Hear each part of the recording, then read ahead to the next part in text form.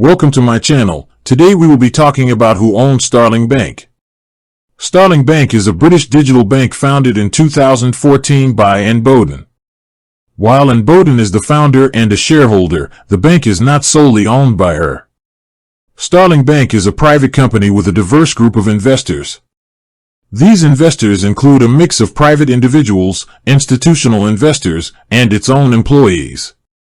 Key investors that have provided funding for the bank include global private investor Harold McPike, Chrysalis Investments, Fidelity, and Goldman Sachs. The bank is 100% independent and is not owned by any other bank. This ownership structure allows it to maintain its independence and focus on its own mission. With that being said, thank you for watching. For more finance videos, kindly check my page. Please like, share, comment and subscribe to my channel. Thank you.